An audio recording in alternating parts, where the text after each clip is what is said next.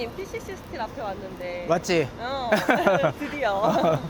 근데 여기 보니까 어. 저희가 많이 아는 기업들 다 모여있네요. 맞지? 요 앞에 보면 바로 앞에 보면 세아제강이 있고, 그다음에 요 바로 근처 동국산업, 여기 이제 TC 스틸. 포스코, 현대제철 다 그렇지. 이쪽에 있던데. 이게 이제 모여 있는 이유가 뭐냐면 지금 세아제강이라든지 그다음에 여기 TC 스틸, 그다음에 동국산업이 대부분 다 특수강을 만드는 회사들이잖아. 근데 그것들이 이제 대부분 특수강의 원료 자체가 포스코에서 강판을 가지고 오거든. 그걸 가지고 가공을 해서 납품을 하는 거다 보니까 아무래도 가까운 데 위치에 있어야 되겠지?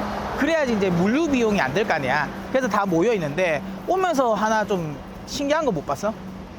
또 저는 또 사회적 얘기 들었으니까 철길이 있더라고요. 맞지? 그러니까 아까 말한 것처럼 물류를 이동하기 편하게 하기 위해서 공장 간에 철길을 만들어 놨어. 물류 비용을 아끼려고. 약간 포항만의 좀 특이한 모습이기도 하지. 자, 그러면 이제 많은 분들이 또 궁금해 하실 건데, 니켈 도금 강판 증설을 하잖아. 그게 이제 증설이 잘 돼 있는지 안 돼 있는지 또 한번 확인하러 한번 가보자고.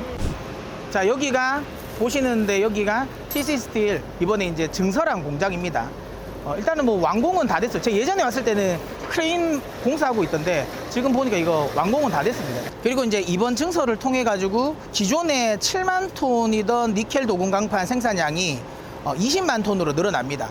그러니까 지금까지는 글로벌 1위가 일본이죠. 토요코안이 1등입니다. 근데 12만 톤이거든요. 연간 생산량이. 근데 이번에 요 지금 방금 요 뒤에 보이시는 여기서 이제 니켈 도금 강판 이제 증설하는 라인에서 총 연간 20만 톤의 증설이 진행됩니다. 그러면 뭐 2위와 화끈하게 격차를 벌리면서 글로벌 1위 니켈 도금 강판 제조 회사로 발돋움할 수 있다라고 보시면 될 것 같아요.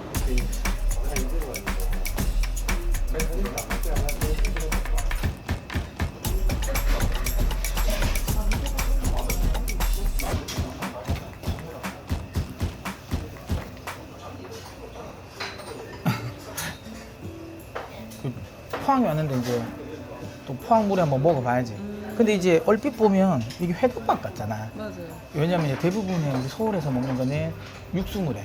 그러니까 우리가 생각하는 대부분 사람은 육수물인데 포항은 좀 다르지. 그러니까 여기 보면 이게 고추장 베이스 양념이 있거든.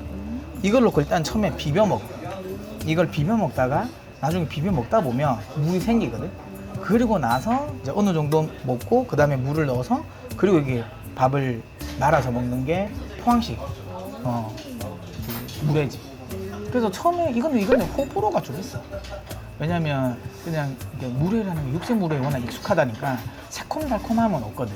그래서 이게 뭐 그냥 회덮밥인데 이런 느낌도 있긴 하거든. 그래서 좀 호불호가 있긴 한데 나는 근데 개인적으로 이 포항식 물회도 좋아하거든. 그리고 여기가 원래 포항이라 하면 포항 물회는 두 군데가 굉장히 유명하거든. 환영 횟집, 그 다음에 마라도 횟집. 여기가 되게 유명해. 거기는 이런 식으로 포항식 물회도 있고, 그 다음 육수 물회도 있는데, 근데 이제 나는 그쪽보다는 나는 여기를 더 좋아해. 왜냐면 여기도 주말에는 좀 대기를 많이 해야 되거든. 근데 진짜 포항에 왔을 때 포항 정통식 물회를 먹어보려면 여기를 오는 게 나는 좋을 것 같거든. 혹시라도 진짜 포항 나 전통 물회 한번 먹어보고 싶다 하면 인스타나 이런 데서 많이 나오는 그 환여 식당이나 마라도 식당 가지 마시고 이쪽에 꼭 오셨으면 좋겠어. 물론 근데 내가 그 호불호는 분명히 있어. 엄청나게 맛있고 뭐 이런 거는 아니고 이런 게 포항 전통 물회구나 라고 경험하고 싶으신 분들 좀 오셨으면 좋겠다. 이렇게 말씀드리도록 할게. 자, 그럼 먹자고. 응. TCC 스틸이 독점 주고잖아요. 그 독점에 깨질 리스크가요? 국내 독점이 깨질 리스크는 있긴 하지. 근데 그게 리스크라고 보기 어려운 게 지금 동국산업이 증설을 하고 있거든. 라인을 증설이라기보다는 그냥 라인을 이제 건설을 하려고 해. 근데 이게 공장이 완공되어지는 시기가 내년이거든. 내년 10월 정도일까요? 근데 이게 공장이 완공됐다고 해서 바로 물량이 나오는 건 아니야.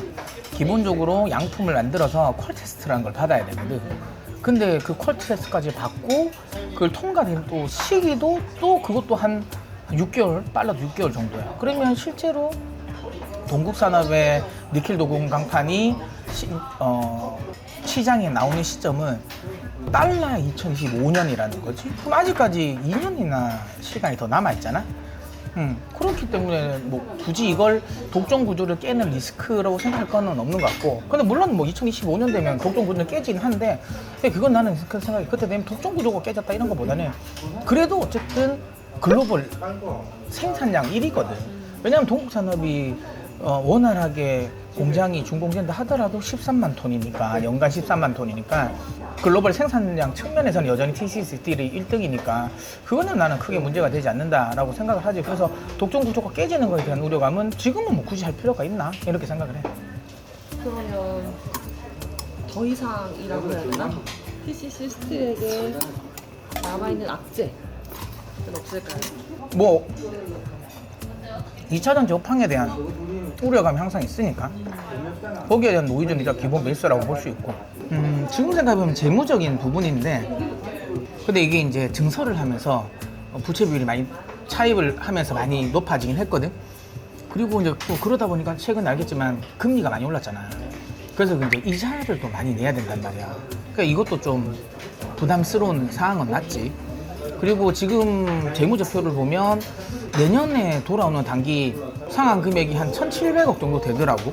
물론 뭐 나는 이거는 그냥 그러니까 추가 대출로 당연히 나는 막을 수 있다고 생각하거든. 뭐 그러니까 흔히 말 대환할 수 있다고 보고, 그러니까 뭐 채권 발행 통해서도 충분히 나는 이거는 막을 수 있다고 생각은 하는데, 어쨌든 좀 1,700억이라는 또 재무적인 또 부담도 내년에 있으니까 요 부분이 조금 우려스럽고, 또 이제 원래 이렇게 나오면 항상 이제 쓰는 카드들 있잖아, 유상증자 카드. 그러니까 그게 이제 나올 수 있는 우려감은 좀 상존한다고 봐야지. 그런데 어쨌든 지금 아직까지 그 TC 스틸이 그래도 뭐 좀 잘 자기들 내에서 자금을 어쨌든 좀 활용을 하려고 하는 걸 보면 그건 좀 지켜봐야 될 것 같아.